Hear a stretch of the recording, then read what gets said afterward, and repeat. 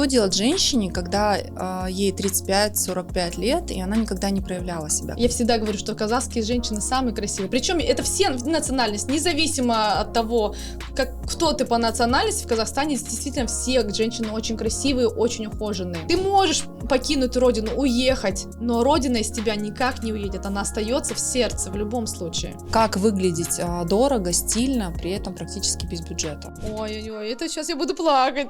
Здравствуйте, друзья, это подкаст «Точка роста», Юлия Тагобицкая. Сегодня у нас потрясающий гость, моя давно знакомая подруга, мы уже 10 лет друг друга знаем, Настя Романова. Всем привет. Настя, привет.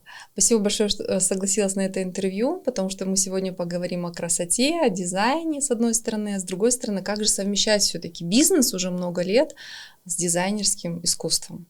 Спасибо большое. На самом деле с тобой всегда приятно общаться и в формате интервью, и просто в жизни. Да, знаем мы друг друга уже больше 10, наверное, лет.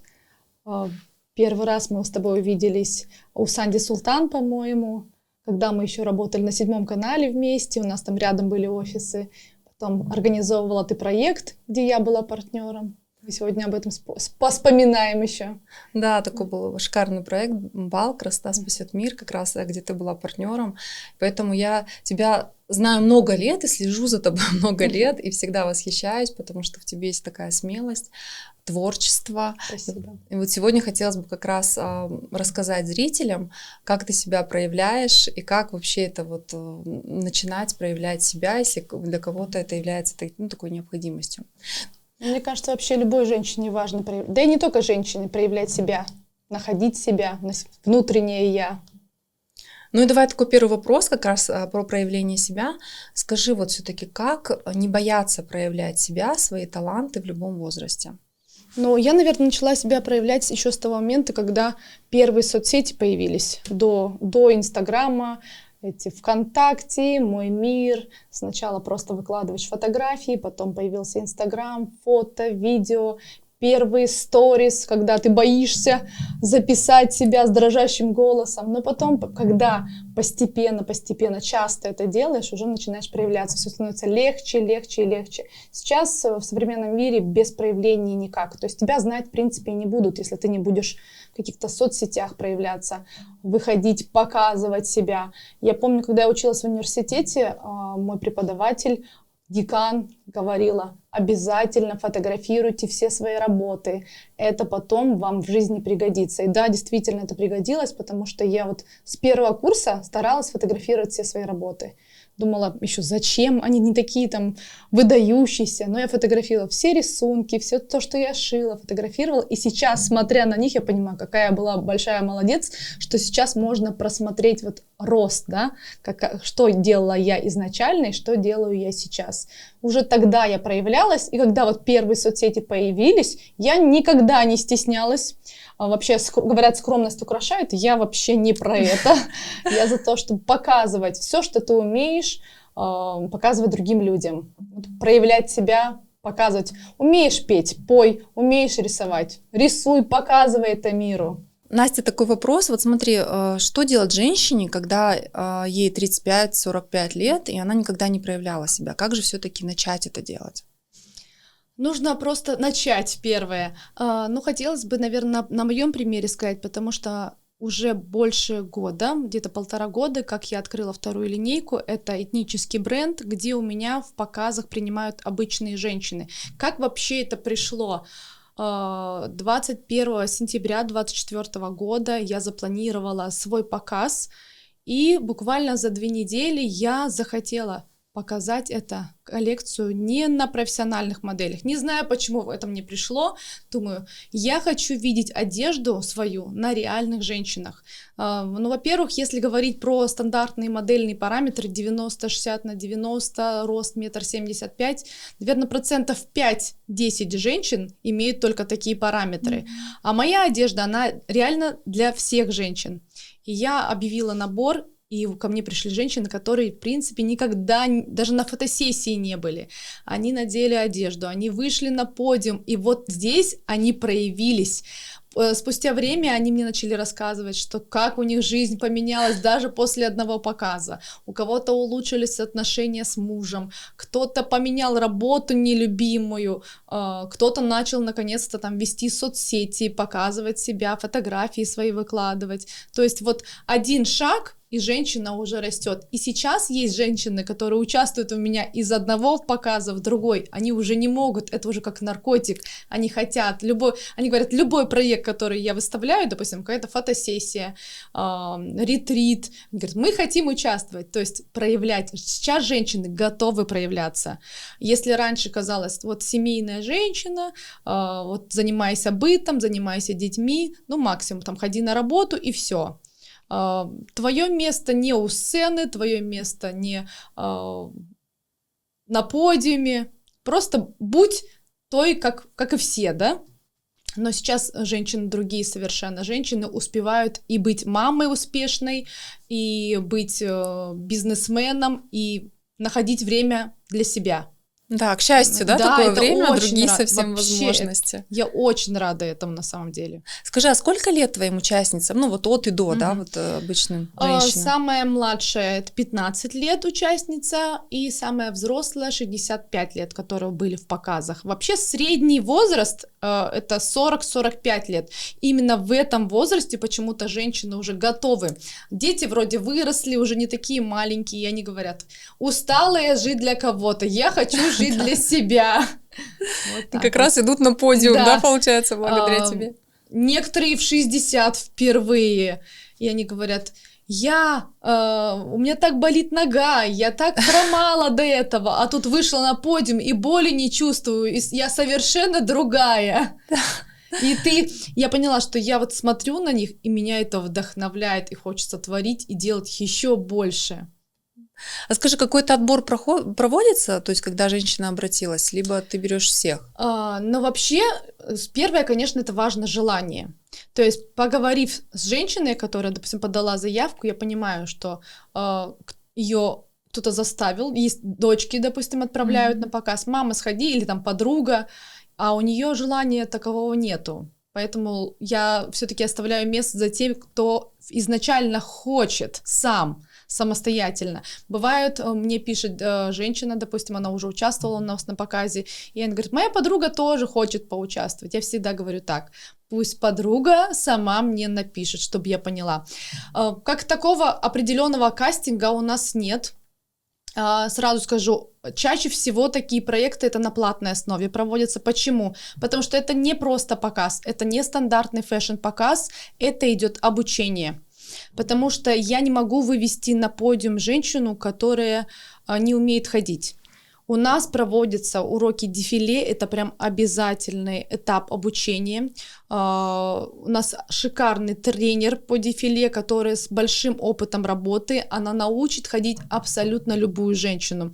У нас, допустим, когда был показ в Турции, хорошо, что я взяла с собой тренера, потому что мы целых там 3 дня у нас были мастер-классы, и индивидуально с каждым она прорабатывала походку. То есть мы все, конечно же, ходим, но на подиум мы никогда не входили. И кажется, что это вроде, что такого выйти на подиум, пройтись, полюбоваться, попозировать? Но на самом деле это непростая работа. Я сама всегда по ту сторону, я всегда как дизайнер выхожу в конце, поклонилась и ушла. И у нас в этом году был показ в Италии, и я напросилась, так сказать, к своему коллеге, к Ирине Светличной, тоже в качестве модели на показ. Думаю, я тоже хочу это испытать, потому что выхожу всегда как дизайнер. Поклонилась и все. И тут я понимаю, меня накрасили, я получаю безумное удовольствие от процесса. Я реально почувствовала, что испытывают модели, когда ты пришла, тебя нарядили, тебя накрасили, сделали прическу, все, ты просто, у тебя праздник уже настроение повышается. Тут включается музыка, уже объявляют дизайнера, и все модели выходят на подиум. И у тебя начинает просто биться сердце от того, что ты переживаешь. Это другие чувства, когда ты как дизайнер, ты переживаешь еще за каждую модель, но волнение абсолютно другое. А когда ты модель сама, ты выходишь на подиум и все забываешь. Все, что учил тренер, ты все забываешь, но это, знаете, идет как по маслу, то есть оно все делается интуитивно. Ну, даже если забыл там руку-ногу поставить туда, ты идешь, позируешь, получаешь безумное удовольствие, и потом выходишь, когда уже все закончилось, выходишь и думаешь, я еще хочу, действительно, это так. Теперь я поняла своих моделей, почему они просятся из показа в показ, участвуют в одном проекте, в другом, потому что это засасывает, вот это вот адреналин, который зашкаливает просто. Ты хочешь это повторить, это ощущение, оно непередаваемое. Да, это очень круто, ты так рассказываешь, я же сама захотела. Я тем более тоже... почему нет? Я смотрела твою как раз поездку в Италию, это вот было в 25-м году, и такая думаю, ну круто, конечно, у вас, да, поехать в Милан, пройтись в показе, еще и потом там все равно погулять по Милану, это просто прям очень незабываемо. Большой коллектив, очень много женщин ехало. У нас, знаете, это даже не просто показ, это как действительно как трансформация, ретрит, женское сообщество, мы между собой общаемся, многие модели создают отдельно группы, они встречаются, они ходят на день рождения друг к другу, то есть это отдельное сообщество, у них еще внутри нашего сообщества еще отдельные кучки сообщества образовались, клуб по интересам, так сказать. То есть такие, да, женщины-модели. Новые подруги образовались у них. На самом деле это интересно, потому что там же как раз формируется окружение таких женщин, которые хотят чего-то большего, развиваться, да, ты как раз ты можешь найти там себе поддержку в этом, потому что... не всегда в 35+ можно легко так найти друзей и подруг, а тут в клуб по интересам. У всех один интерес — быть красивой, быть желанной, быть яркой. Да, очень здорово. Скажи, есть ли там какие-то требования? Потому что ты сказала, вот вы обучаете походке. В любом случае, в модельном мы как раз вот делали, когда бал, помнишь, да, вот благотворительный «Красота спасет мир», мы тоже там обучали, но там все-таки было не фэшн-показ. Там можно было пройтись как угодно, главное, улыбка, харизма, вовремя, конечно, выйти, там какие-то, мы тоже делали обучающие, но такие буквально короткие уроки. А вот в твоем случае это все-таки фэшн-показы, это Милан, да, это вот Турция. Есть ли там какие-то вот прям требования, например, либо... Ну, я скажу так, что именно мой показ, он отличается от других показов. Я всегда говорю так: вы сегодня не модели, вы настоящие женщины. Я не хочу видеть покер-фейс, я хочу видеть вашу энергию, я хочу видеть ваши горящие глаза. И я стараюсь, вот как буквально за 3-5 минут до начала, я стараюсь их зарядить. Я стою одновременно с ними, я подбадриваю каждую, чтобы зарядить вот этой энергией, чтобы она пошла и просто порвала весь зал, чтобы зрители ей аплодировали. И я всегда против того, чтобы непрофессиональные модели выходили как профессиональные, потому что здесь немножко другой подход. Я хочу видеть реальных женщин, улыбающихся, счастливых, с горящими глазами. То есть наш показ тоже немножко отличается прям от стандартного фэшн-показа. Иногда мы добавляем элементы шоу, то есть какие-то движения, танцы мы можем добавить наши традиционные, чтобы это смотрелось интересно. И, знаете, это отвлекается у людей, потому что люди, сидящие в зале, они говорят: а я тоже так хочу, а я тоже так могу. И они видят реальных женщин разного роста, возраста на подиуме, и они говорят: ну, значит, наверное, эта одежда и на мне так будет смотреться, не только на ней. Это же не профессиональная модель, которая, допустим, роста 1,80 м с идеальными параметрами, на которой, в принципе, мешок с картошкой не надень, и все будет хорошо смотреться. А они видят реальных женщин с разными типами фигур, и на них одежда смотрится хорошо. Значит, и на мне тоже это будет так смотреться. То есть здесь мы два зайца убиваем. Во-первых, показываем женщин реальных, во-вторых, дарим возможность другим понять, как одежда будет смотреться на них сразу же. Ну скажи, в целом, как ты думаешь, вот за границей такой тренд идет, да, давно уже, когда вот сейчас даже в фильмах посмотришь, много показывают таких естественных женщин, у нас такое ощущение, что это только начинается. Вот как по твоему ощущению, как-то вот, например, в Казахстане или в других странах, есть ли разница, как встречают модели? Да, разница есть, причем на многих показах в Казахстане прям сразу говорят, что мой формат не подходит, что нужны только профессиональные модели, и, в принципе, возраст не имеет значения. соотношение может быть моделей и 45, и 50 лет, но главное, чтобы рост там был 175, стандартные или приближенные к стандартным параметрам. Не все фэшн-площадки готовы принять такой формат. Вот так, к сожалению, у нас в Казахстане. Но за рубежом тоже есть разные просто недели моды, разные фэшн-показы, в которых принимают всех и показывают на реальных женщинах. А есть те, конечно, в неделе моды официальные, там только проф могут участвовать. Там просто более строгий отбор. То же самое, допустим, КФВ у нас в Казахстане, насколько я знаю, что там вообще все девочки достаточно молоденькие, там до 30 лет, по-моему, участвуют в основном модели. И, конечно же, стандартных параметров. Причем 170 этот рост считается даже низкий для подиумной модели, то есть там прям 180, 178, очень высокие девочки. Ну, то есть это зависит, получается, еще как в какой-то степени от уровня, да, мероприятия, да, все-таки от уровня, это более от профессионально. вида, кто гости, кто зрители. Да, от этого тоже очень сильно влияет. Давай вот вернемся к самооценке этих женщин. Ты вот сказала, что бывают прям конкретные истории, когда где-то меняются отношения, она находит любимую работу. Вот есть ли какие-то конкретные прям случаи, что вот женщина пришла такая неуверенная, но попробовала показ, и сейчас вот у нее там происходят какие-то чудеса? Ой, на самом деле таких очень много случаев. Можно прям отдельно брать даже интервью у моих моделей. Я, наверное, имена не буду называть, но мне прям говорили, что поменяли работу. То есть девушка работала 5 лет на нелюбимой работе. Она говорит, мне так напрягало, мне так тяжело было ехать на эту работу. Один показ, через 2 недели она увольняется и находит работу в 2 раза выше зарплата, гораздо лучшие условия, и она говорит, потому что я стала более уверена, я стала отстаивать свои границы. То есть один показ всего произошел.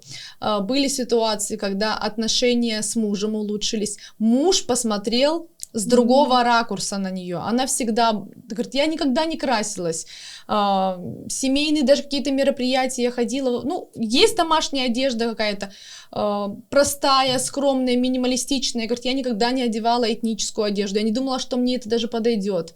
И тут на показе она яркая, с ярким макияжем. Муж встречал ее с огромным букетом цветов, удивился, когда увидел ее на сцене, говорит, у мужа снова глаза зажглись, загорелись, отношения улучшились. Да, поэтому, получается, в принципе, проявлять себя даже выгодно, друзья, да? То есть, потому что все начинают смотреть другими глазами, конечно. И ты сам в том числе, да? То есть, как раз такую уверенность приобретаешь. Но мне кажется, большинство женщин ко мне как раз и идут за то, чтобы испытать что-то новое и добавить уверенности себе, конечно. Вот действительно нужно отдельно записать интервью тех, кто участвовал 1, 2 или 3 раза в моих показах, потому что и вообще желательно снимать еще до и после.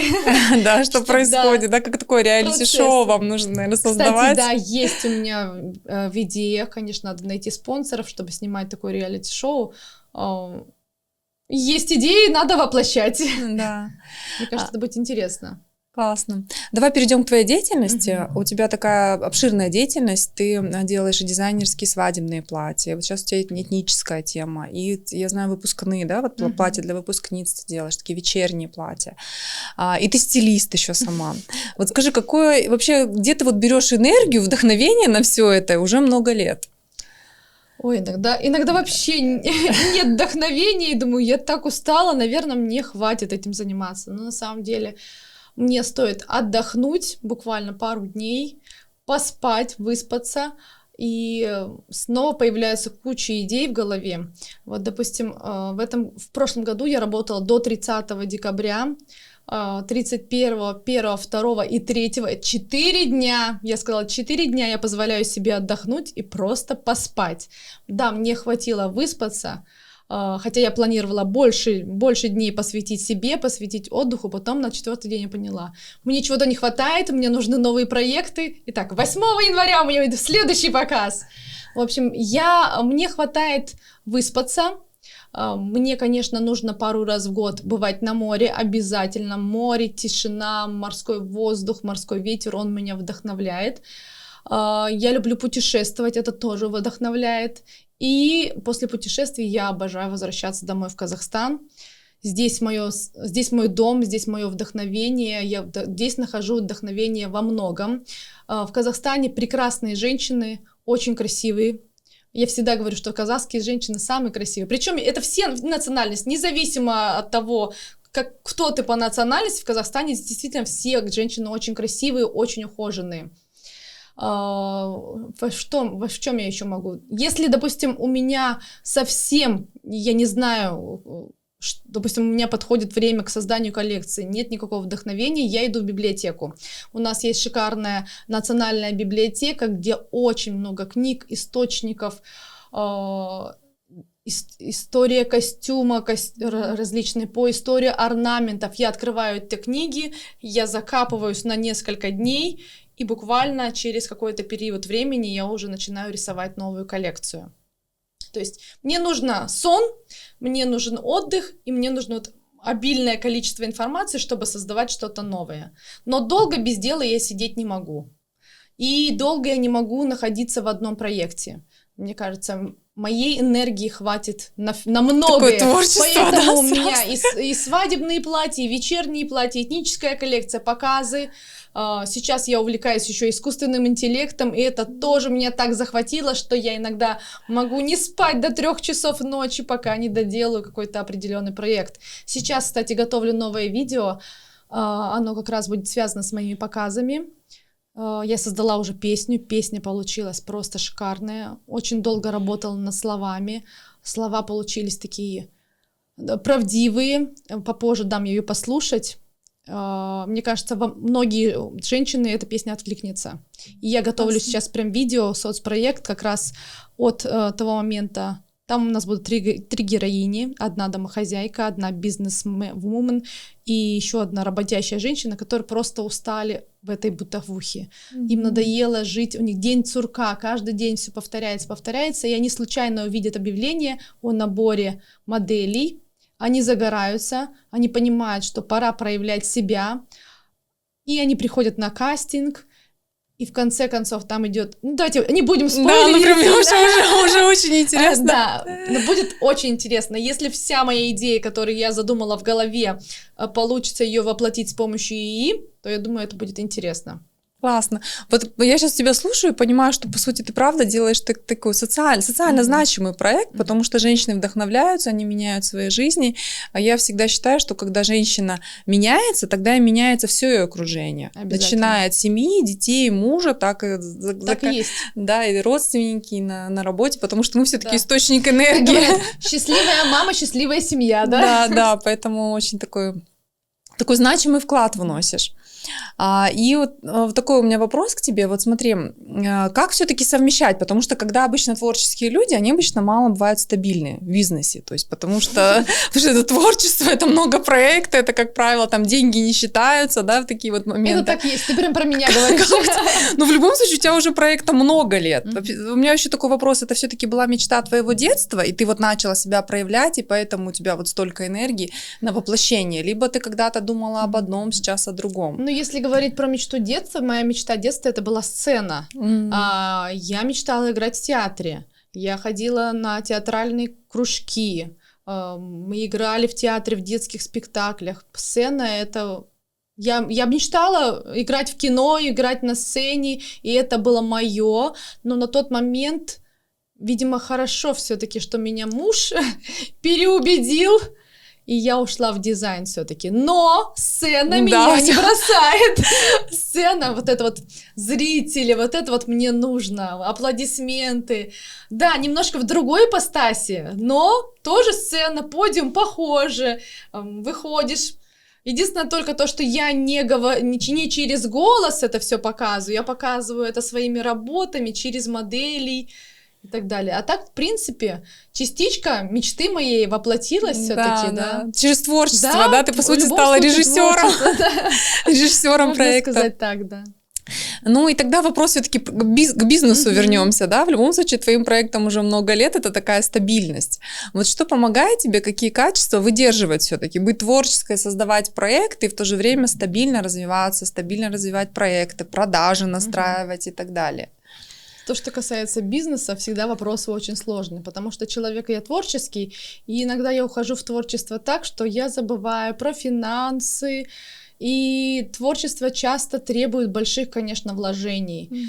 Можно было, конечно, избежать этих вложений, но тогда не было интересных проектов для меня. Для меня, наверное, деньги не сама цель, для меня сама цель — результат, именно вот видеть на сцене, видеть у других людей мои наряды, смотреть, это меня все вдохновляет. Поэтому с бизнесом мне помогает мой муж. То, что касается бухгалтерии, денежных вопросов, он меня всегда немножко тормозит. Так, Настя, подумай, вот это надо все четко структурировать. Если бы, конечно, его не было, я даже не знаю, состоялся ли мой бизнес в том варианте, которым сейчас имеется, либо у меня просто все ушло бы чисто в творчество, я бы не зарабатывала на этом никаких денег. Поэтому стараюсь находить баланс, и баланс помогает мне находить в этом мой супруг все-таки. Но вы уже много лет вместе, Да. да? То есть и поэтому это такая для тебя поддержка, материальная сторона, да, которая как раз... 21 год мы уже вместе в этом году будет, больше половины жизни моей. Он у меня тоже творческий, но он творческий такой, более строгий, он у меня музыкант. Сейчас, на самом деле, я ему говорю, что, возможно, когда мы с ним познакомились, он был очень популярным в Астане музыкантом, у него клипы, песни, ни одно городское мероприятие не обходилось без его концерта. Я познакомилась сначала со своим свекром, а потом познакомилась со своим мужем. У меня свекр вел вокал, я занималась вокалом у него, и потом через какое-то время познакомилась с мужем. Так вот, долгое время он развивался как музыкант, но потом, когда я уже закончила университет, как мне кажется, он все положил на то, что он готов оставить был свою карьеру только для того, чтобы я полностью развивалась как дизайнер. То есть он сказал на тот момент мне: в семье не может быть 2 звезды. Я свои полномочия складываю, звездой будешь ты у меня. Ну, может быть, он так мне и не говорил, но вот в подобном варианте это все звучало. Поэтому он всю свою энергию он вложил на то, чтобы звездой стала я. И сейчас я говорю, период тот прошел, сейчас я уже состоялась как дизайнер. Все-таки, наверное, пришло время его снова вспоминать, что все-таки он музыкант, развивать его страничку, говорю, личный бренд, это очень важно. И сейчас, мне кажется, моя задача как режиссера, как продюсера, наоборот, теперь его продвинуть. То есть мы семья, мы одно целое, поэтому сначала он меня продвигал, теперь, мне кажется, задача еще, у меня будет еще один проект, это мой муж Артем Романов. Так что я буду еще развиваться еще как продюсер. Да, у тебя тем более столько энергии. Моей энергии хватит на все. Еще один проект взять. Ну, классно, да, на самом деле, когда ты долго в отношениях, в любом случае, как раз вот эта такая взаимная поддержка, да, она важна, мне кажется, без этого никуда. Потому что у нас 22 года будет тоже в этом году с мужем. Я вот буквально сегодня, знаешь, я об этом подумала, что вот как раз, когда мы поддерживаем друг друга, тогда это семья. Правильно. То есть не так, когда кто-то один там на кого-то только надеется, рассчитывает, а тот, ну, ничего не делает там или еще что-то, а вот именно долгие отношения крепкие, они гармония, взаимность, как раз в этом и заключаются, в принципе, вообще в целом. Классно. И у меня такой вопрос теперь. Ты вот уже сказала про этнические наряды, говорила, про песню, да, такую патриотическую, которую ты сделала. Я даже, кстати, в каком-то известном паблике увидела, что известный дизайнер Настя Романова выпустила песню, да, это, ну, такая песня очень такая душевная, патриотическая, правда, про тебя, потому что я тебя много лет знаю, и просто, ну, невозможно вот про это говорить, если ты правда так не чувствуешь. Вот скажи, как это про тебя? Почему вообще этнические образы? Что вот что тебе помогает, вдохновляет это создавать? Ну, во-первых, я считаю, что нет красивее этнической одежды. У каждого народа она своя. Меня она вдохновляет от и до. И если взять мою одежду, мой дизайн, на самом деле этникой я увлекаюсь давно. Последние 5 лет, наверное, это мейнстрим стал. Каждый дизайнер, будь то он классику шил, спортивную одежду, сейчас непременно шьет этнику. У меня шло это все постепенно и достаточно давно. Даже если взять фотографии моих работ 12-13 года, там уже в тех коллекциях виднелась этника, видение, мое прочтение этники. То есть я не беру прям традиционный классический костюм, я беру нотки какие-то определенные с него и вношу это в современность. Мне это очень нравится, это моя душа. Все, что и в песне связано, сказано, это все на 100% про меня. Текст я писала, переделала 1000 раз, чтобы он лег в рифму именно так, как я ее вижу и слышу. То, что касается именно моей национальности, я по паспорту русская, хотя у меня мама 100% белорусская, отец на 50% татарин, а на 50% русский. Но при этом у него в паспорте тоже поставили, что он русский. А в итоге у меня-то есть татарская кровь, тоже это восточная кровь, кипит, не дает молчать. Мне это нравится, я и росла среди людей, когда я видела в детстве бабушек в национальной одежде, кожикей, мы всегда ходили на Наурыз отмечать, видели эту национальную одежду, мне всегда это нравилось. Просто у меня свое прочтение, я делаю это в своем стиле, со своими нотками, я не хочу никого пародировать, не хочу никого копировать, я делаю современную этнику такую, какую я бы сама носила. Вот. Ну, то есть, получается, у тебя такая задача вот как раз эту этнику сделать для того, чтобы сейчас именно она была носибельная, и ты часто сама носишь. У меня и повседневная одежда как раз с элементами этники, я сама очень часто ношу и верхнюю одежду, и просто повседневную одежду. Сейчас мы, допустим, будем готовить большую коллекцию к Наурызу, тоже нас приглашают и на выставки, и на ярмарки.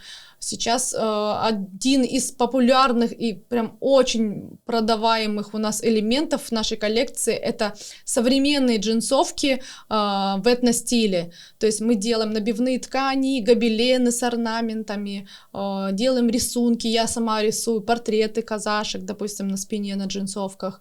И этот элемент один из самых популярных, самых продаваемых не только в Казахстане, но его очень хорошо берут и за рубеж.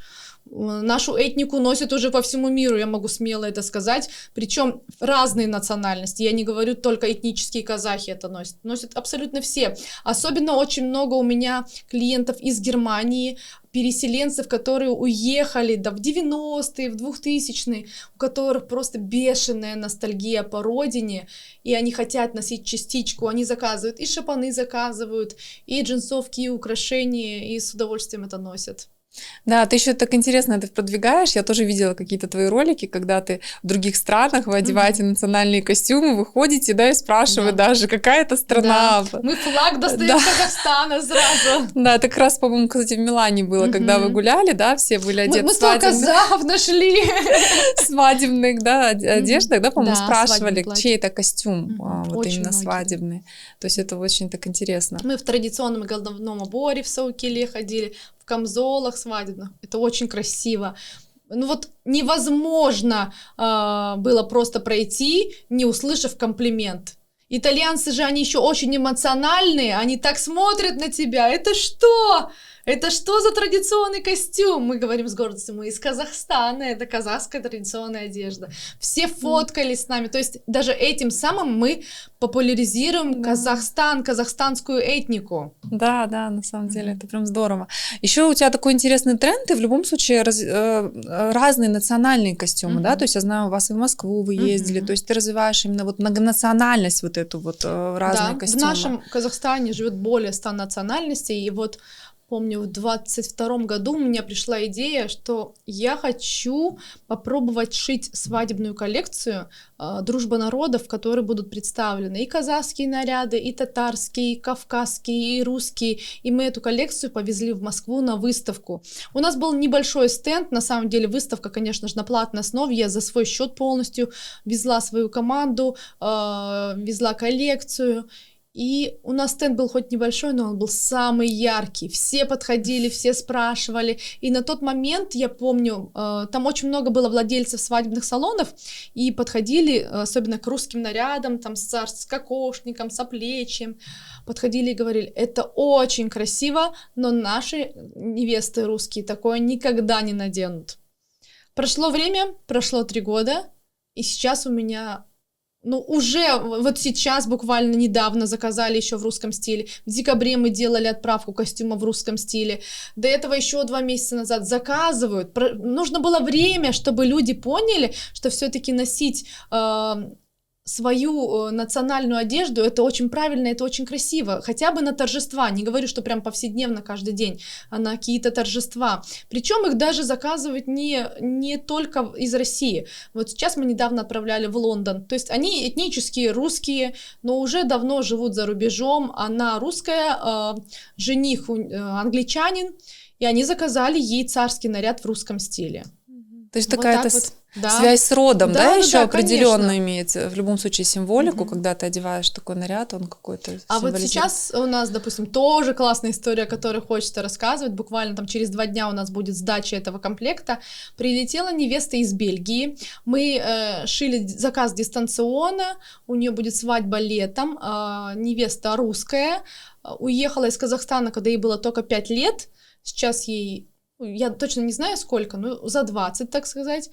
И Казахстан, родина осталась у нее в сердце, и она заказала 2 свадебных платья в казахском стиле, чтобы вы поняли, с камзолом. Она говорит: я помню себя в детстве, когда мама шила мне на утренник казахские костюмы. Я, говорит, когда увидела вашу страничку, я поняла, что я хочу, чтобы мое свадебное платье было в казахском стиле.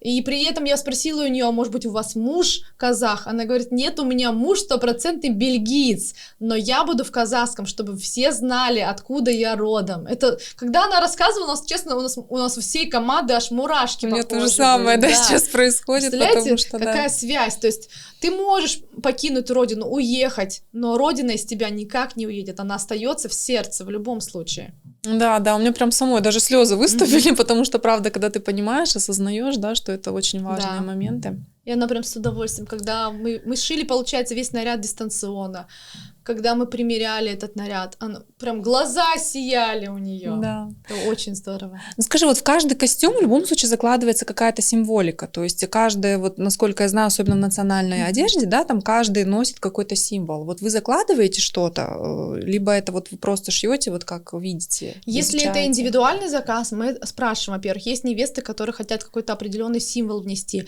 мы можем это вшить либо на внутренний подклад, либо, допустим, невеста заказывает фату с какими-то символами, инициалами, даты. Это в индивидуальном заказе, конечно, это все прорабатывается. Когда, допустим, это шьется коллекция, или это шьется коллекция на продажу или на прокат, определенные символы не закладываются, просто закладываются определенные орнаменты, которые именно для невесты, для свадебных нарядов, для свадебных традиций, растительный орнамент. Вот. Потому что вот интересно же, раньше как раз носили одежду, которая, по сути, защищала тоже, да, от чего-то, даже украшения защита, были. оберег. Да, защита, оберег, а мы сейчас все равно как бы не придаем этому значения, хотя, с другой стороны, если подумать, ну, если вот в такой смысл вкладывать в одежду, это тоже очень важно. Особенно сейчас идет возрождение тенгрианства, и очень многим нравится носить в повседневной одежде как раз символы, петроглифы, человек солнца. Оно вроде и визуально очень эстетично, красиво смотрится, но еще и несет сакральный смысл. Да, это тогда тоже влияет на жизнь, на энергетику. На энергетику. Даже когда ты носишь это, ты думаешь об этом, что вот я человек солнца, да, и действительно какая-то энергетика разрастается у тебя внутри. Да, но в любом случае недаром, да, это все было в национальном костюме, когда вот эти символы, они что-то знали, что-то оберегали от чего-то и как бы правда что-то значили. Все верно. У меня такой к тебе следующий вопрос. На самом деле ты же дизайнер, стилист, и часто женщины задаются таким вопросом, как выглядеть дорого, стильно, при этом практически без бюджета. Вот какие-то можешь дать, ну, может быть, 3 основных совета, что важно? Дорого и стильно не всегда равноценны, конечно. Я очень часто ношу достаточно скромную одежду, которая по большому счету стоит не так дорого, но визуально это красиво красиво выглядит. То есть не всегда цена равна визуально, чтобы дорого выглядел объект, да. Бывает, купишь платье, которое стоит по большому счету там 15-20 тысяч тенге, но оно так тебе идет, оно так тебя раскрывает, что ты выглядишь на миллион. Самое главное, это не одежда по большому счету, самое главное, горящие ваши глаза, ваша улыбка, ваше сияние изнутри, вот это в первую очередь важно. Ну и, конечно, для меня, как для дизайнера, для стилиста, одежда должна вас украшать, должна подчеркивать все ваши достоинства и скрывать, ну, как сказать, даже не буду говорить недостатки, изюминки ваши. Просто одежда должна подходить вам. Ну и самое главное, это не одежда, самое главное, это вот ваши горящие глаза. А как все-таки выбрать такую одежду? То есть это смотреть по фигуре, либо вот то, что больше нравится, потому что, ну, вот есть цветотипы, да, когда вот определяется там цветотип, теплый, холодный, вот что в идет. Идеале, конечно, если есть такая возможность, хотя бы раз в жизни пойти к стилисту, к хорошему, чтобы он определил твой цветотип, рассказал про тип фигуры. То есть записаться хотя бы просто на консультацию. Это, мне кажется, ну, каждой девушке это нужно. Но нужно выбирать стилиста так, по душе, то есть по энергетике. Вы должны смотреть, там, не знаю, в Инстаграме его, в Ютубе, какие-то его ролики. Вам должна быть близка его энергетика, его стилистика. Запишитесь на консультацию. Настоящий стилист никогда, допустим, не пойдет с вами на шопинг, не зная, не беря у вас, если не берет у вас интервью. То есть в интервью всегда входят ваши замеры. То есть он должен определить ваш цвет, ваш типаж, тип фигуры, цветотип. Он все это определит и распишет, какая одежда вам подходит по типажу. В идеале к каждой девушке, конечно же, найти своего стилиста, обратиться хотя бы консультацию по стилю взять. Ты знаешь, я сейчас стала для этого использовать чат GPT иногда. Я была у стилистов как-то раньше, а сейчас чат GPT использую, то есть когда я разместила там свои фотографии, вот я хочу примерно так выглядеть, и он дает советы определенные. Как вот ты к этому относишься? Нет, кстати, к искусственному интеллекту абсолютно нормально я отношусь, поэтому если... Ну, я не знала, что такие возможности сейчас есть. Ну, возможно, оно усредненно, потому что у тебя, в принципе, фигура идеальная, да, и рост позволяет, и талия, все есть, фигура. Тебе, в принципе, что не надеть, мне кажется, все будет хорошо смотреться. Спасибо. Но вот когда, допустим, более сложные фигуры, там, конечно, нужно будет именно проработать. Ну и, конечно же, все у нас в голове сидит. Бывают, приходят девушки с великолепной фигурой, но нет никаких недостатков, а вот недостатки сидят вот здесь вот в голове. И она примеряет платье, мы смотрим на нее и говорим: вау, как классно смотрится. А она говорит: вы чё? Вы типа для того, чтобы продать просто платье мне, оно же мне не идет. Я такая страшная, такая толстая в нем. Вот такие тоже бывают девушки.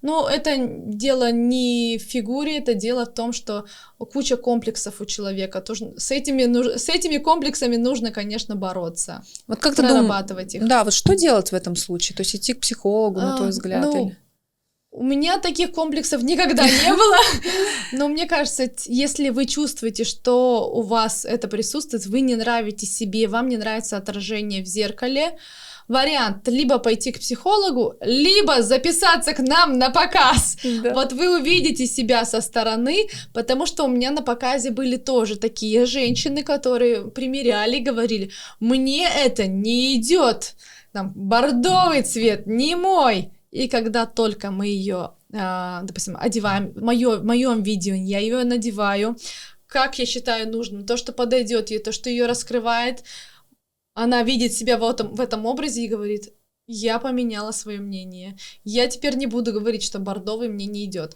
Но, к сожалению, это не со всеми так работает, у некоторых проблемы гораздо сложнее. В тех ситуациях, конечно, нужно все-таки найти психолога и проработать себя, чтобы понять, что дело не в типаже, не в типе фигуры, дело просто в нашей самооценке. Да, да. Я с тобой согласна. Ты знаешь, вот как раз таким проводником, когда я полюбила себя в камере, у меня является Санди Султан, да, потому что она тоже всегда поддерживает, да, как раз вот своих учениц. И, конечно, это тоже дает такое вдохновение, энергию. Когда ты смотришь на себя со стороны, то ты уже принимаешь себя. Да. Опять же, такая практика, опыт, да, когда ты там на одном показе, как в вашем случае, посмотрела, на втором восхитилась сама собой, да, еще, и ты уже... комплименты тебе говорят, это вообще заряжает. Да, и ты уже начинаешь даже где-то спокойно к этому относиться, но ты уже это принимаешь как данность, что да, я сама себе нравлюсь, как бы окей, это классно. Но это вот именно как раз, мне кажется, такая задача может быть женщине, найти такого проводника, который поможет ей это дать вот это, ну, изначально. Иногда хороший проводник — это хороший фотограф. То есть можно записаться, сделать макияж, прическу, выбрать красивое платье, записаться просто на фотосессию, поработать с фотографом, увидеть себя со стороны, и когда вы увидите эти фотографии, вы понравитесь себе, и потом начнете все-таки принимать себя такой, какой вы есть. Да, потому что на фотосессии тоже там очень важно, как свет, да, куда, какая поза и так далее. Вот это тоже создает такой красивый образ. Главное найти правильного фотографа, потому что иногда можно, наоборот, только навредить, если фотографии получатся не такими, как вы ожидали их видеть. Давай такой вопрос. Вот все-таки, когда женщина одевается, вот какие 3 момента могут удешевить ее образ? Отсутствие макияжа. Потому что иногда, чтобы ни надели, легкий макияж должен быть. Он освежает лицо в любом случае. Даже если это будет нюдовый легкий макияж. Многие женщины говорят: ой, я совсем не крашусь. А почему? В чем проблема? Это же как уход за собой. По мне так, макияж должен присутствовать всегда. На какой работе вы бы ни работали. Легкий макияж. Я не говорю там про наращивание ресниц, фигурные там стрелки жесткие. Просто легкий тон, свежий, гигиеническая помада даже, макияж обязательно. Отсутствие макияжа может удешевить образ. Иногда удешевляет образ обилие принтов, то есть с принтами тоже нужно уметь работать. Иногда удешевляет яркие сочетания цветов, как бы это ни удивительно, просто нужно уметь работать с цветами, то есть комплементарные сочетания, то есть это как раз поможет найти стилист. То есть либо ахроматические сочетания, либо комплементарные, которые, допустим, желтый с фиолетовым, либо красный с зеленым. Они контрастные, они насыщенные, но если ты неправильно их используешь, визуально это может создать как визуальная грязь. Но самое главное — это вот искрящиеся ваши глаза и настроение. Да. Ну вот насчет макияжа я с тобой согласна, потому что даже вот интересный момент, я вот часто это слышала, я согласна с этим, что опять же в связи с возрастом происходят какие-то изменения в лице, и важно все-таки научиться подчеркивать свои, как ты говоришь, свои вот такие классные стороны, да, и где-то все-таки, потому что есть сейчас очень много способов затемнить что-то там, что-то не так подчеркивать и так далее. И тогда лицо, конечно, выглядит совершенно по-другому, более свежее, там, более отдохнувшее, да, и так далее. Почему не использовать эти возможности, Надо пользоваться всеми благами. Если даже вот взять, сейчас очень часто в интернете ходят видео, когда сравнивают женщин, которые жили там 50 лет назад и сейчас, допустим, 30-летняя женщина тогда и 30-летняя женщина сейчас. Почему они выглядели старше своего возраста? Во-первых, не было той косметики, которая сейчас была. Была жизнь сложнее. У нас сейчас все есть. Косметика, уходовая косметика, декоративная косметика, куча вариантов одежды. Хотите дизайнерскую, хотите базовую, какая угодно. Просто пользуйтесь этим. И при желании, опять же, можно и недорогой бюджет, Конечно. И в одежде использовать, например, Я да, всегда потому говорю, что... не обязательно покупать что-то очень дорогое, очень брендовое. Главное иметь хорошую базу, во-первых, которая подходит вам, классические какие-то вещи, и потом уже постепенно добавлять дизайнерские, необычные, яркие вещи, обилие аксессуаров. Сначала нужно проработать хорошую базу, которую можно уже миксовать и с любым другим гардеробом. Да, классно очень. Классные моменты, но на самом деле мы подсвечиваем, потому что об этом не так много говорят, да, но они очень важны.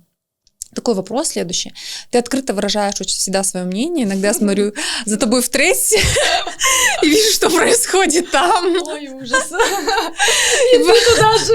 Ну, поэтому у меня такой вопрос, я таки созрел, да, как ты относишься к критике? Ну, я так понимаю, что более-менее спокойно, потому что ты выкладываешь разные такие, где-то даже провокационные, я бы сказала, посты. И вот все-таки есть ли у тебя какие-то такие фразы, которые ты говоришь, когда есть критика? Ну, вот сказала и пошла там дальше. Ну, это мое выражение, имею право. Ну, да, за много лет в социальных сетях я уже выработала иммунитет на хейт, на самом деле, потому что был период, когда меня очень сильно хейтили и в ТикТоке.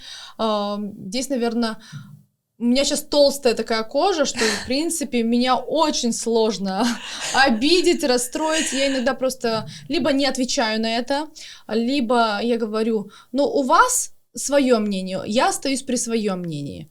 То есть человек даже не хочет продолжать спорить, что-то высказывать, хотя иногда, наоборот, это его раздражает. То, что ты вроде спокойно отнеслась к критике и не хочешь слушать дальнейших советов.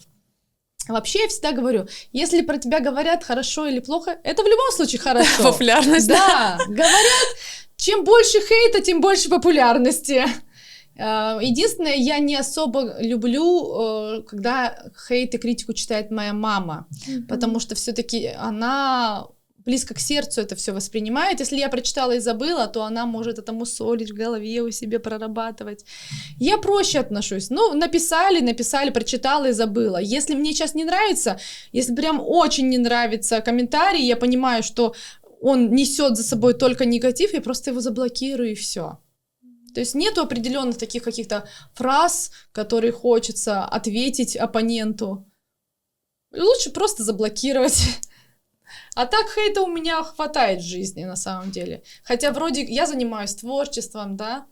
Какой хейт? Но он есть. Ничего плохого не делаешь, только созидаешь, да, по идее. Ну да, я с тобой согласна. В любом случае, когда растет популярность, тогда растет хейт, это как бы нормально. И даже где-то, знаешь, когда комментарии пишут, по сути, они же подогревают интерес, и, соответственно, увеличивается статистика и так далее. Недавно очень большой хейт был в Threads как раз.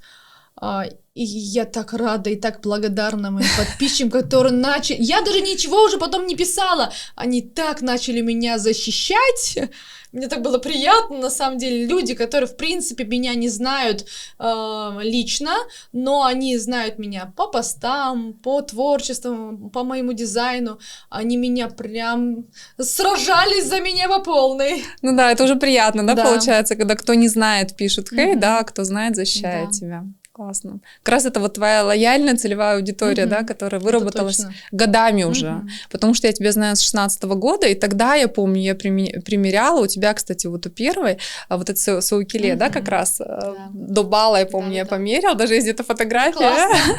Можно найти. Да, можно найти эту фотографию. 10 лет назад. Это 10 лет назад, 16-й год, и тогда, как ты говоришь, еще этого не было тренда, но у тебя уже это было. Очень мало кто шил тогда национальную одежду, причем я-то шила ее еще до 16-го года, и помню даже невесты там в 14-15 году, многие невесты, которые приходили шить наряд на Косу-Зату, они выбирали не национальный наряд, они выбирали просто европейский наряд, но потом постепенно, когда они видели, какой у нас выбор на национальную одежду, они все это постепенно переходили на сторону этники, и сейчас, допустим, в наш салон, ну, наверное, только 5% невест записываются, которые хотят европейское платье на Косу-Зату. Остальные все хотят в этническом стиле. Ничего себе, да, такой процент большой? Вот за 10 лет. Да, почти интересно. все. Очень здорово, я считаю. Почти все, да. Потому что свадьба как раз такое мероприятие, когда важно подчеркнуть и корни, вот отдать вот этому дань, обычаям, как-то это вот так здорово. И укрепляет, мне кажется, семью даже.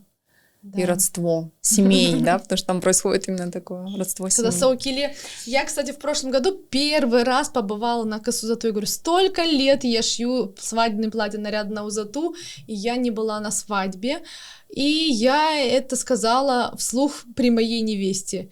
Тут же она разворачивается и говорит, вы приглашены на мою свадьбу. И мы пошли, вернее, не на свадьбу, на Косу-Зату, мы пошли на ее Косу-Зату. Это было очень здорово. Мы пели, плясали, танцевали. И потом последний момент, когда надевали ей саукиле, я, конечно, не могла не плакать. Я разрыдалась, там просто меня успокоить невозможно было. Это очень трогательно, очень душевно. Еще хочу на Узату. Так что да, я тоже люблю такие мероприятия. Сейчас уже дети подруг женятся, выходят замуж, да, это как раз традиционные мероприятия, они такие... Классно. Очень хорошие, интересные. У меня к тебе следующее такое, у нас есть такой обычай, так скажем, тоже, да, в точке роста, это вытаскивать карточки Connect. Здесь я приготовила карточки, я не стала выбирать для тебя, потому что я тебя знаю много лет, это такая очень у тебя много граней, поэтому карточки, друзья, будут прям на разные вопросы, я даже вот, ну, тут прям очень разнообразные. Но я предлагаю 3 карточки вытащить. Ну, давай. какие попадутся, Так, и так, ответить да, на них ну, искренне и давайте, честно, первый. как ты это Так. делаешь. Что бы тебе хотелось успеть сделать в жизни? Так. Ну, это, наверное, не будет связано с творчеством. Я бы, наверное, хотела посетить, во-первых, все континенты и объездить как можно больше стран. Потому что каждая страна — это своя культура, это везде разные люди, хочется все-таки это изучать, вдохновляться. Возможно, в какой-то, не знаю, может быть, в африканской стране я тоже найду вдохновение. Поэтому вот хочу успеть это сделать в своей жизни. Посетить все континенты и большинство стран. Классно, супер. Интересные Супер желание, вопросики. да. Так. Ой-ой-ой, это сейчас я буду плакать. Такая. Так, если бы у тебя была возможность вернуться в детство, что бы ты сделал по-другому? Так, Камилый вопрос. это очень сложно. У меня вообще было непростое детство на самом деле. Я бы сказала, даже тяжелое детство. Так, мы жили достаточно, ну, сказать, ниже среднего. У меня мама работала на нескольких работах, чтобы обеспечивать меня, обеспечивать моего старшего брата. Она все делала для того, чтобы мы ни в чем не нуждались. Если бы у меня была бы возможность вот уже во взрослом возрасте вернуться в детство, я бы, наверное, какую-то помощь оказала своей маме, чтобы ей было не так тяжело, потому что на самом деле было очень тяжело, тяжелые моменты. 90-е, в принципе, у всех были непростые моменты. У нас был период, когда у нас даже есть нечего было. Мы жили в полуразваленном доме. Одежду, допустим, то, что касалось одежду покупали, наверное, только по мере необходимости, и чаще всего эта одежда была к школе, допустим, к 1 сентябрю мама не выходила в отпуск, чтобы вы понимали, много-много лет она не выходила в отпуск, она вот эти отпускные деньги, которые выдавались, она на эти деньги покупала, допустим, мне школьную форму, школьные принадлежности. Я бы, наверное, вот помогла маме как-то финансово, чтобы ей было легче, либо дала возможность ей отдохнуть, просто сходить в отпуск, побывать где-нибудь на море. Я маму первый раз вывезла на море, когда у меня уже родилась дочка, это было в 2018 году. Я помню ее глаза, когда она увидела море, конечно, это... Надо радовать своих родителей по мере возможности. Ну, ты сейчас маму поддерживаешь, да? У вас сейчас очень близкие отношения. Да, мама до 2014 года работала на заводе с очень низкой зарплатой. Чтобы вы понимали, там зарплата была в районе $150-200. Причем работала сутки через двое, очень сложный график, работала по ночам. И когда я училась уже в университете, я маме сказала: мама, у меня самая главная задача уволить тебя с твоей работы, чтобы ты работала со мной. В 2014 году она долго не решалась. Причем в 2014 году я уже 2 года как работала на себя, я уже закончила университет, я уже стала на ноги. Я ее прям умоляла: мама, все, бросаем работу. В итоге она ушла в отпуск, я ее записала на курсы шитья, больше она на свою работу не вернулась. Она за эти 10 лет, 12 уже лет в этом году будет, очень сильно, конечно, поменялась. Другой человек, более уверенный в себе, красотка, самую модную одежду носит. Она на самом деле очень счастлива, что на тот момент она рискнула, хотя она трусиха еще она так боялась.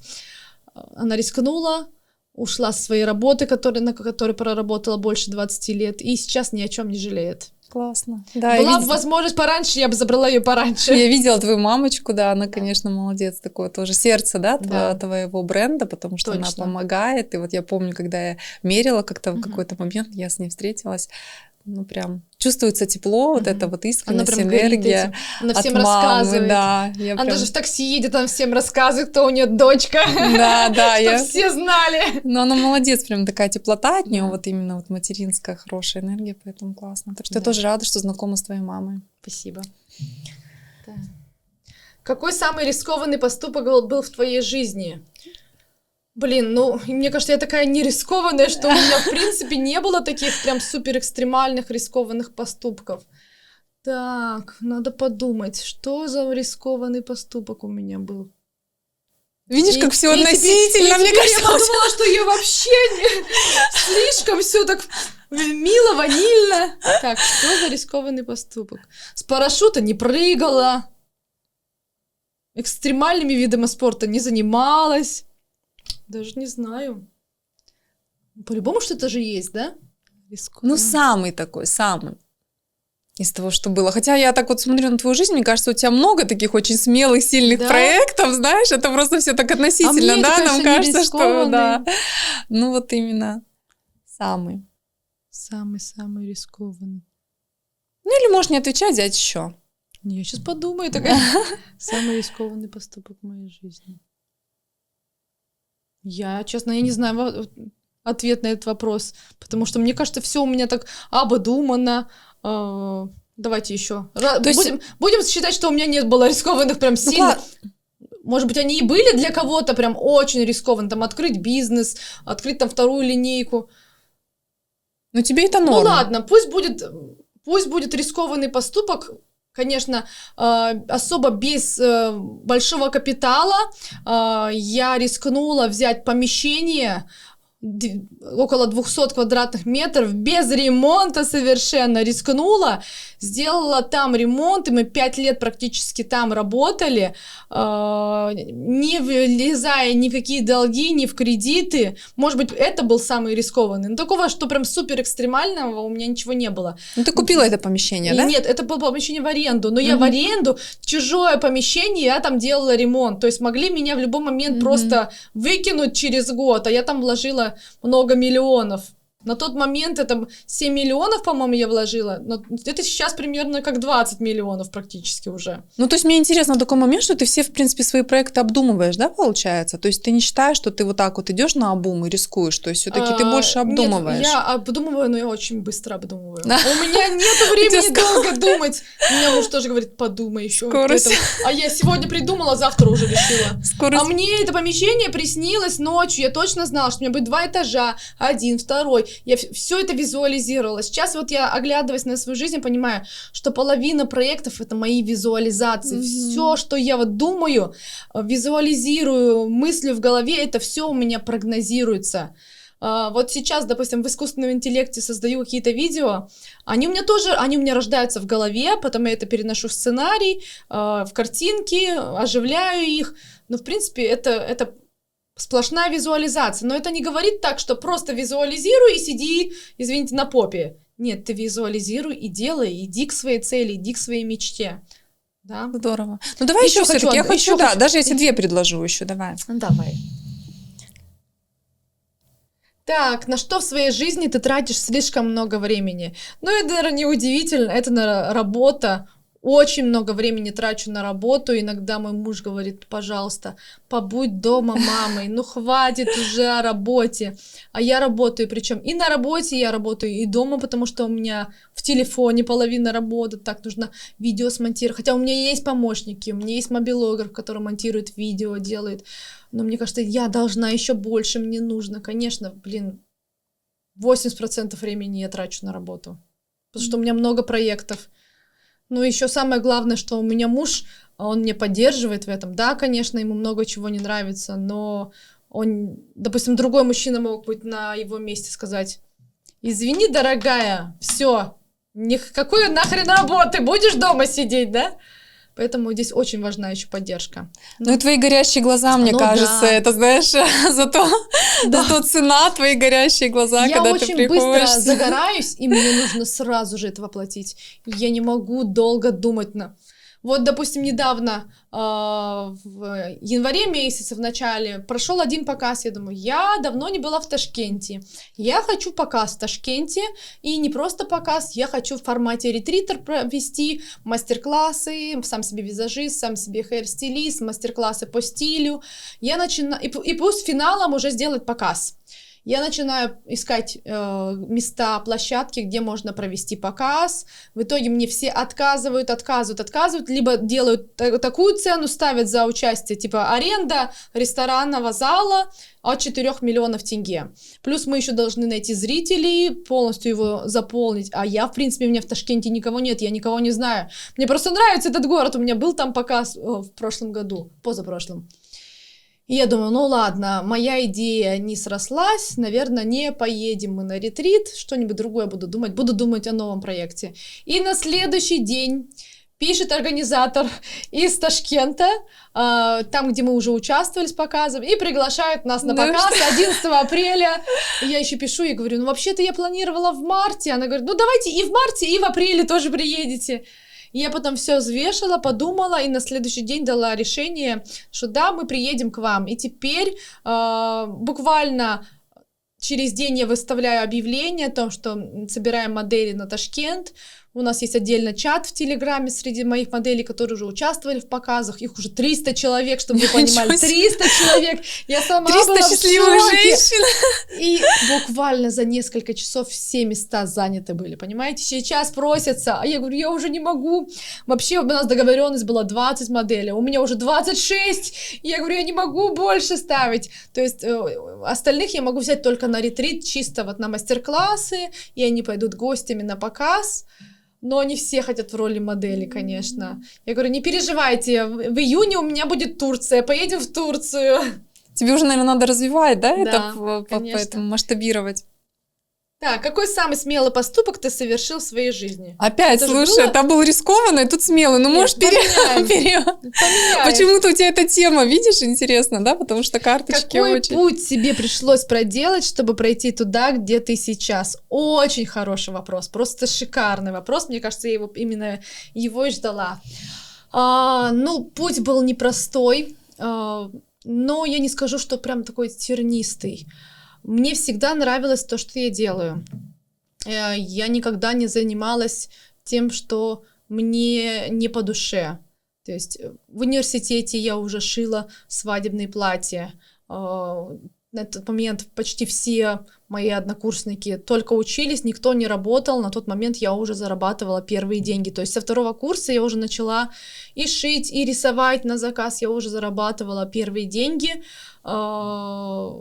Муж мне очень помогал с учебой, то есть учебу оплачивал мой муж, потому что у моей мамы не было возможности оплачивать, получается, все практически курсы он мне оплачивал. Единственное, на 3 курсе, с 3 курса, по-моему, я получила президентскую стипендию, потому что я была отличник. Я успевала все, я успевала и отлично учиться, я успевала где-то еще в КВНах, какие-то КДМ, участвовать, меня приглашали там, 8 марта, Анастасия, нам нужен показ. Без проблем. Там неделя, у меня мини-коллекция готова. Показ для учителей сделала. То есть я успевала все. Мне одной учебы было мало. То есть параллельно я уже и шила под заказ. К моменту окончания учебы я уже все. Я говорю, сейчас откроем салон. Мой муж на тот момент говорит, вот зачем вот сейчас прям так рисковать, сразу там открывать салон? Ты же можешь просто работать на дому, брать заказы. Когда поймешь, что уже не можешь работать дома, тогда и откроешь помещение. 2 года я работала на дому, шила свадебные платья, вечерние платья, повседневную одежду. Вообще брала абсолютно все заказы, вот честное слово, прошла вот этот тернистый путь, то есть не так, чтобы я только свадебные платья шью, другое шить ничего не буду. Все шила сама на обычной бытовой машинке, которую, кстати, муж подарил. Затем я понимаю, что я уже не справляюсь одна, я взяла одну швею, потом я увольняю маму с работы, понимаю, что мама мой будет главный помощник, она тоже начинает шить платья для подружек, невест, там бабочки, аксессуары делать. И потом, когда мой дом превратился уже практически в ателье, мой муж пришел домой, у меня на кухне люди в ожидании, у меня в зале примеряются, и все уже, когда ушли, он такой, все, пора. Потому что уже действительно, уже дом превратился в швейную мастерскую, было очень много людей. И он говорит, все, я теперь понял, что уже нужно. Вот мы открыли первый салон, маленькая-маленькая мастерская, всего 28 квадратных метров. Но это, знаете, первое свое такое помещение, которое вот, чувство ни с чем не сравнить. То есть теперь я могла ходить на работу. Не так, что у меня работа была 24/7 дома. Тут я теперь спокойно ходила на работу. Там мы проработали ровно 9 месяцев. Я поняла, что мне уже мало эти 28 квадратов, мне нужно больше. Я взяла помещение как раз вот на 7 канале. Там уже было 60 квадратных метров, уже место побольше. Там мы проработали 1,5 года. Тут я забеременела, это была долгожданная беременность. Я понимаю, что я не могу бросить свою работу. То есть я стараюсь, конечно, уделять время себе, своему здоровью, но я понимаю, что я не смогу уйти в декрет никак. Буквально у нас приезжали родственники на месяц. Я вот взяла просто небольшой отпуск, как раз мне было 6 месяцев, по-моему, срок. На тот момент я уговорила мужа не закрываться на период, когда я буду с маленьким ребенком. Я прям умоляла его, потому что он видел, что я иногда прихожу домой в слезах. Ну, люди разные есть. Были у меня такие клиенты, которые меня беременную до слез доводили. Он говорит, мне твое здоровье важнее, чем деньги, чем клиенты, мне ничего это не надо. Я его на тот момент уговорила, что я не буду брать заказы, мы будем отшивать и продавать готовое. С этим стресса значительно меньше. То есть пришел клиент, увидел готовое, понравилось — купил, не понравилось — не купил. Я уговорила его взять помещение поменьше и просто как такую, знаете, как шоурум сделать. Мы переехали туда, у меня был где-то месяц промежуток как раз на переезд. Я отдохнула, я поняла, что я не смогу сидеть в декрете, потому что мне было скучно, мне хотелось творить, что-то делать, будучи даже беременной. Мы переехали в это маленькое помещение. Я, так сказать, в понедельник я была еще в салоне. В понедельник вечером меня положили в роддом. 5 дней я была в роддоме, на следующий день, как меня выписали, я уже была на работе. То есть у меня ни дня в декрете практически не было. 5 дней, вот когда я лежала в роддоме, только я не находилась на работе. Но тяжело было работать, очень тяжело, потому что у меня ребенок полностью грудной. Мне иногда приходилось в день 3 раза ездить на работу. Но для меня это было счастье на самом деле. Для меня вырваться из дома, из 4 стен. Я тот человек, который не могу находиться в 4 стенах. Это для меня это как клетка. Даже говорили, ну побудь ты в год в декрете, за год с твоим бизнесом ничего не будет. А для меня, знаете, бизнес — это тоже мой ребенок, я не могу его оставить. У меня была бешеная ответственность перед командой, у меня команда 12 человек. Ну как я их просто возьму и распущу, сказать, идите ищите себе новую работу? Нет, я так не могла. В общем, постепенно, не говоря мужу, я начала брать заказы. Хотя обещала, что первый год мы будем шить только готовые и продавать. Ну, в общем, ребенок вырос, можно сказать, на руках у мужа, в салоне, потому что буквально там с 2 месяцев мы начали уже брать ее на работу, потому что я устала 3 раза в день ездить туда-сюда в салон. Мужу здесь очень сильно пришлось пожертвовать своим бизнесом, своей работой. Но, честно, он меня, наверное, настолько любит, что он понял, что я просто без работы не смогу. И здесь просто ему пришлось пожертвовать собой больше времени, да. Лиза у нас папина дочь на 100%, она прям... Он лучший папа. Мне кажется, таких пап просто не существует. Я, если так сравнивать по шкале, он больше мама, чем я мама. Ну, действительно так и есть. То есть она вот росла у нас на работе, потом постепенно, через какое-то время мы переехали в другое помещение, и потом уже в 2019 году как раз сбылась моя мечта, двухэтажное помещение большое. Я хотела, чтобы и цех был в одном месте, и шоурум, и все это у нас там такое большое помещение, но наступила пандемия. И, наверное, очень грустный, тяжелый момент, который помнят подписчики, которые давно за мной следят. Все помнят этот момент, когда вот закрыли город, нельзя было передвигаться по городу. Сейчас вспоминаешь, 6 лет прошло, как будто это было не с нами. Да. Как вообще вот так можно взять людей и закрыть по домам? Да. Помню, мы сидим с ним дома, это 7 апреля было, и я говорю, а давай съездим в салон, я ткань возьму, я дома буду шить. 2 недели я уже просидела, я уже не могла дома, мне уже все, мне нужно шить, мне тем более машинка, у меня все дома есть для шитья. И мы поехали в салон, где-то брали разрешение, чтобы проехать. Мы приезжаем в салон, я открываю дверь, и я чувствую запах влаги. У меня просто влага бьет в нос, запах побелки, влаги, и у меня начинают подкашиваться ноги.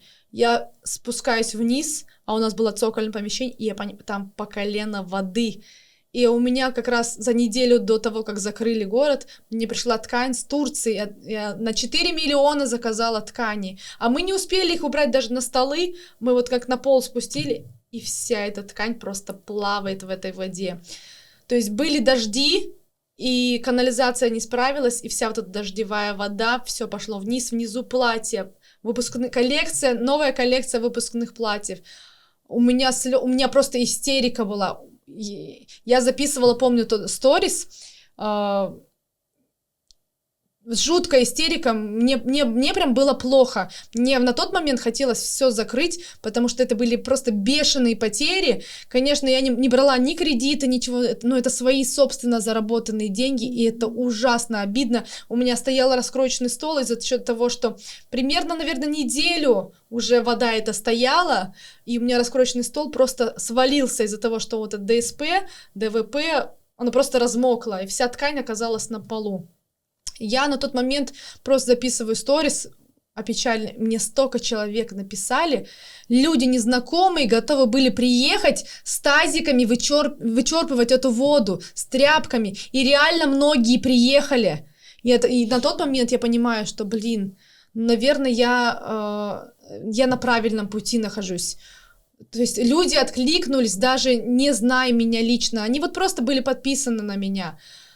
Мой муж сказал, главное, все живы-здоровы, ничего страшного, платье постираем, ткани постираем, все восстановим, ничего страшного. Восстановление, конечно, было достаточно долгим, нам пришлось брать справку, нас пропускали, то есть на тот момент вообще невозможно было выехать, из-за того, что у нас было потопление, нам разрешили каждый день приезжать, мы приезжали, мы стирали эти платья в тазиках, но потом мне эти все платья пришлось просто по ликвидации продать, потому что, в любом случае, они уже выглядели не как новые.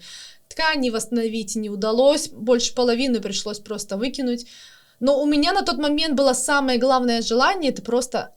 Государство, дайте просто возможность мне открыться, мне работать. И тогда в мае месяце, я помню, разрешили, по-моему, работать до 5 часов. Это было для меня самое большое счастье.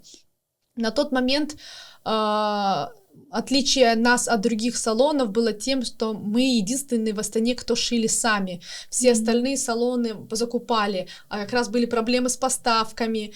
И на тот момент вот я нашла свою фишку, мы отшили, адаптируясь под ситуацию, отшили минималистичные платья, трансформеры, как раз подходящие для маленьких торжеств. Тогда все же свадьбы были под запретом, и люди делали просто дома у себя, просто снимали коттедж, нам на 30, на 40 человек. И тогда как раз не актуальны были вот эти пышные модели, они вообще не покупались. Мы быстро адаптировались под ситуацию, вот эти платья-трансформеры, одно платье на 2 мероприятия, и у нас было такое большое количество клиентов, мы половину невест со всего Казахстана снабжали нашими платьями. Да, мы сделали акцент на более бюджетной цене, но на количестве, мы здесь работали на количестве, и вот в пандемию, даже постучу по дереву, мы не уходили в минус, ни 20, ни 21 год мы в минус не уходили. За счет того, что мы быстро адаптировались под ситуацию. Да, на самом деле, сори, опять смакнулась. Что ты со мной делаешь сегодня? Я вот сейчас все вспоминаю, все вот это тоже через себя проношу. Да, был путь на самом деле непростой. Казалось бы, простой вопрос, да, можно было как-то ответить, но здесь путь был годами сложенный, поэтому...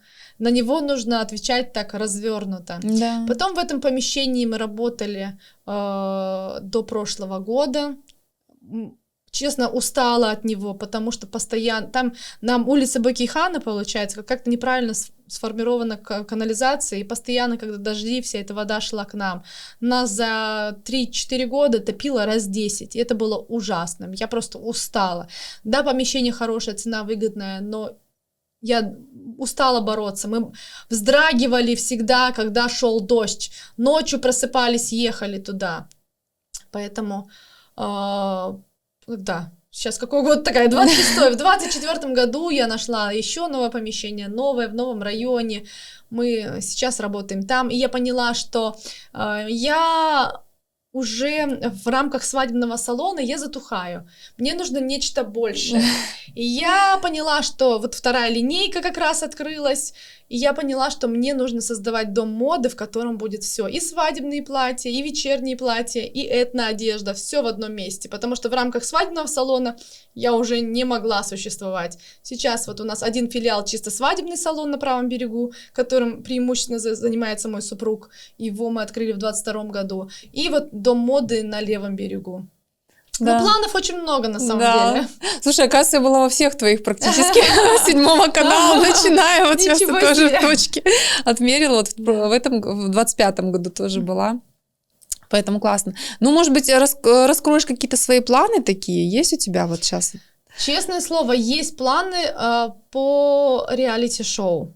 Как раз вот то, что вот мы сегодня с тобой обсуждали, формат преображения проекта, формат трансформации личности, трансформации женщины. И здесь, возможно, буду не только я как дизайнер, но и другие дизайнеры, чтобы люди, девушки, которые будут участвовать в этом проекте, они понимали, что каждая женщина должна выглядеть красивой, желанной, любимой и попробовать себя в финале, попробовать себя в качестве модели у разных дизайнеров. В классической одежде, в этнической одежде, в романтической одежде. То есть проект будет называться либо «Новое я», взять женщин, и этот проект должен быть обязательно, конечно, некоммерческий. То есть нужно находить спонсоров, чтобы в нем участвовали не те женщины, у которых есть возможность оплатить, а те женщины, которым именно нужна эта трансформация. Чтобы выйти из зоны комфорта, преодолеть себя, поменять свою жизнь на 360 градусов. Вот это я хочу, свое шоу на YouTube-канале. Да, здорово очень, на самом деле, важно. Но для этого нужны спонсоры, потому что этот проект, конечно, не может стоить дешево. И это должно быть прям в формате онлайн. Меня очень вдохновляет казахстанский проект «Жанамен», который тоже меняет людей, там тоже трансформация бешеная. А у меня будет чисто женский проект. Классно, дай бог, да, кстати, почему нет, да, мне тоже нравится проект, я прям горжусь, да, вот что он из Казахстана, Жанамен, потому что много как раз и приезжают с других стран, и такое вот, ну, прям здорово. Да, и на улицах видишь, и ты, мы как-то на улице встретили, думаю, ну, вот классно, что это вот наш проект. Точно. Такой известный. Так что дай бог, гордость. Настя, будем тоже прям держу кулачки, чтобы, ну, мы и так тобой, конечно, гордимся, потому что я всегда, когда смотрю, как вы в Италии, как вы где-то ты с флагом идете, я уже такая, ну, то есть... В этом году тоже уже планы там, куда поехать? Ты многих и так вдохновляешь, ну, вот, так что желаю всем твоим проектам, чтобы все сбывалось. Спасибо. У нас подкаст называется «Точка роста», и вот у меня такой вопрос к тебе. Скажи, какая вот такая основная точка роста была у тебя в течение твоей жизни, которая прям дала вот тебе вот мощный рост? А может быть, их было несколько? Так, ну, у меня, наверное, вдохновителем является моя бабушка, которая, к сожалению, уже много лет нет с нами. Я в своем характере, это прям 100% бабушка. Бабушка всегда шила, творила, рисовала, а она была всегда в центре внимания.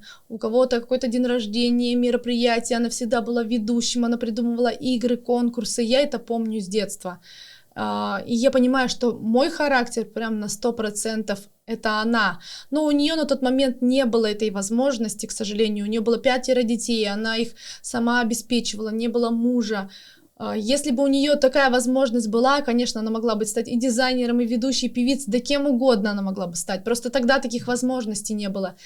Моя бабушка умерла, когда мне было 19 лет, и мне кажется, одна из моих задач, чтобы бабушка там мной гордилась. Да. Вот. Это одна из точек роста. Я думаю, что она мной гордится. Да, ну это очень здорово. То есть у вас такое... Духовное, да, и такое вот именно родство. Я, кстати, знаешь, недавно буквально как раз эту тему проходила по родовым расстановкам, и как раз правда говорят, что часто мы сценарии именно бабушек, дедушек на себя вот то есть через поколение идет передача, что интересно, так что Где-то такую силу мощную дает, Да, получается, род. она у меня была золотая бабушка просто. Я все детство просто у нее проводила на каникулах. Это столько энергии в ней было. Причем она успевала и работать, и на даче, и на тусовке. Всегда меня с собой таскала там. Пойдем к подружке. Когда Новый год был, то вообще всем костюмы сошьет, костюм Дед Мороза, мы все переодевались. Это было так просто. Я говорю, если бы у нее тогда были возможности, она была бы очень известным человеком. Да. Давай уже будем завершать. Я предлагаю тебе обратиться, вот твоя камера, и сказать зрителям, знаешь, я предлагаю, давай мы такое, может быть, какое-то небольшое задание дадим, да, вот, чтобы они могли сделать сегодня, может быть, внешне, либо внутренними, чтобы там завтра уже стать другими. Какой-то, может быть, совет, как вот, как это вот, что-то такое сделать. Может быть, там одеться, не знаю, накраситься, кто не красится. Что можно, на твой взгляд? Дорогие девушки, я бы очень хотела лично от себя, чтобы вы сейчас просто подошли к зеркалу, посмотрели на себя и нашли в своих чертах лица те изюминки и те моменты, которые вам нравятся. И подчеркнули те, которые вы хотели как-то исправить. Затем, конечно же, просто либо сами, либо запишитесь куда-то в салон красоты, сделайте классный макияж, сделайте прическу, купите себе наряд, который вы никогда не носили, возможно, обратитесь к стилисту, либо сами, либо можете мне написать, я тоже могу вам онлайн помочь как-то советом. Сделайте, в общем, и оденьте то, что вы в жизни никогда не носили. Сделайте классную фотосессию и посмотрите на себя спустя время, посмотрите, как вы поменялись, как горят ваши глаза. Если у вас ничего в душе не загорелось, то приходите ко мне на новые проекты, и я обязательно зажгу вот эту вот искорку в ваших глазах и в вашем сердце. Но это в том случае, если у вас не получилось. Но я надеюсь, что все-таки после того, как вы все это проделаете, сделаете классную фотосессию, у вас что-то загорится, и вы начнете меняться в жизни. Всем удачи! Да, спасибо огромное, Настя. Даже, кстати, одеть украшения, да, у тебя сегодня такие красивые украшения. Да, и прям, да, вот можно прям, да, такие очень красивые. Это уже, да, вот как раз дает такой женщине заряд, да, на яркие украшения, уже поменялись, взгляд поменялся, что-то сделали. Поэтому спасибо тебе огромное за это интервью. Знаешь, я сама получила очень много, на самом деле, энергии. У меня как-то даже был такой запрос, думаю, вот вообще вот сегодня, вчера, думаю, как-то вот надо вот какое-то вдохновение, энергию новую. И ты прям вот правда зажигалка, ты настолько энергичная, настолько тебе много вот этого огня, энергии, и при этом ты еще это делаешь с таким глубоким смыслом и по этническим моментам, и то, что у тебя такие социальные проекты, да, и что ты правда вдохновляешь женщин, ты с одной стороны вдохновляешь их на показах, а с другой стороны вдохновляешь еще и со стороны, потому что мы-то тоже смотрим даже. Когда вижу женщин, я сама вдохновляюсь, я когда вижу результат, я же всех их вижу без макияжа, я их вижу до начала, допустим, репетиции, и я их вижу после, да, это абсолютно разные женщины, и это меня заряжает и вдохновляет, я думаю, надо делать больше, надо делать лучше. Ну, то есть очень здорово, что, получается, твои проекты, это такое взаимное вдохновение, да, женщин и мужчин, потому что в любом случае вдохновленная женщина, как мы говорили, с яркими глазами, зажженными, да, это уже и вдохновение для мужчины. Поэтому спасибо тебе огромное, желаю тебе, чтобы все твои проекты прям получались супер, всегда вдохновляюсь, еще раз скажу, тобой, всего тебе самого хорошего. Обнимаю тебя. Спасибо тебе большое за интервью. На самом деле получилось все очень душевно. Я рада. Зови еще. С удовольствием приду, поболтаем. Да, обязательно. Спасибо, дорогие друзья, за внимание. Это был подкаст «Точка роста». Подписывайтесь, оставайтесь с нами. Впереди много интересных историй, которые помогут вам расти. С вами была Юлия Тагобицкая. До новых встреч. До свидания. Всем пока.